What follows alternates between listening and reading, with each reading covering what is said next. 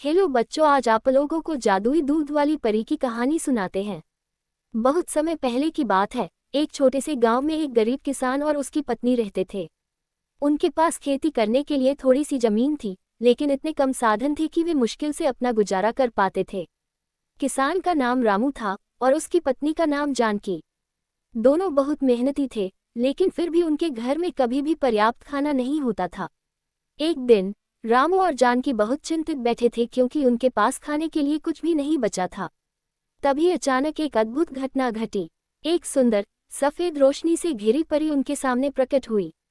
परी के पास एक चमचमाती हुई जादुई छड़ी थी और उसके चेहरे पर एक प्यारी मुस्कान थी। परी ने कहा, रामू और जानकी, मैं जादुई दूध वाली परी हूँ। मैं देख रही हूँ कि तुम दोनों बहुत परिश्रम करते हो, फिर भी तुम्हारे पास खाने के लिए कुछ नहीं है। मैं तुम्हारी मदद करना चाहती हूँ। रामू और जानकी ने आश्चर्य से परी की ओर देखा। वे नहीं समझ पाए कि परी उनकी मदद कैसे करेगी। तभी परी ने अपनी जादुई छड़ी को घुमाया और अचानक एक सुंदर गाय उनके सामने प्रकट हो गई। ये गाय साधारण गायों से बिल्कुल अलग थी। उसकी चमकती सफेद त्वचा थी और उसके सींग सोने के जैसे दिख रहे थे। परी ने कहा, ये जादुई गाय तुम्हारी है। इसका दूध कभी खत्म नहीं होगा। जितना भी दूध तुम निकालोगे, ये गाय उतना ही दूध देती रहेगी।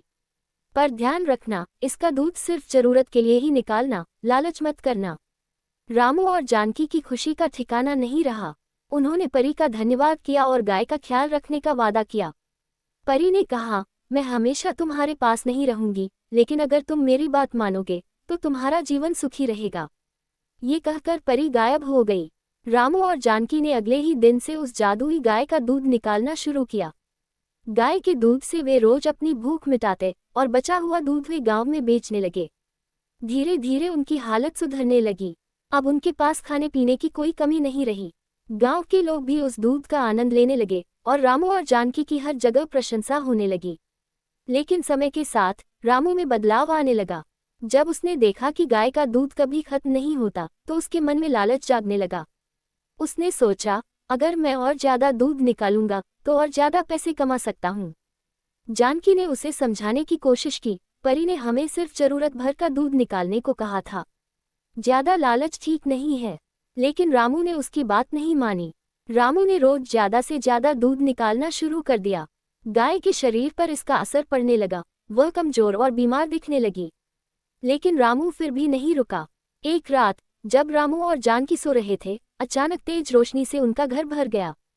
वे जागकर देखते हैं तो परी फिर से उनके सामने खड़ी थी। लेकिन इस बार परी के चेहरे पर मुस्कान नहीं थी, वह गंभीर दिख रही थी। परी ने कहा, रामू, मैंने तुम्हें चेतावनी दी थी कि लालच मत करना। तुमने मेरी बात नहीं मानी और जादुई गाय का दुखद उपयोग किया। अब ये गाय तुम्हारे पास नहीं रहेगी। ये कहकर परी ने गाय को अपनी जादुई छड़ी से छुआ और गाय गायब हो गई। रामू और जानकी बहुत दुखी हो गए। उन्होंने परी से माफी मांगी, लेकिन परी ने कहा, अब तुम्हें अपनी गलती का परिणाम भुगतना होगा। पर यदि तुम सच्चे दिल से पछताओगे तो तुम्हारा जीवन फिर से सुधर सकता है। रामू को अपनी गलती का एहसास हुआ। उसने वादा किया कि वह अब लालच नहीं करेगा और ईमानदारी से मेहनत करेगा। परी ने उन्हें आशीर्वाद दिया और फिर गायब हो गई।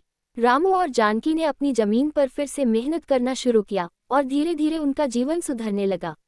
उन्होंने कभी फिर लालच नहीं किया और संतोषपूर्वक जीवन बिताने लगे।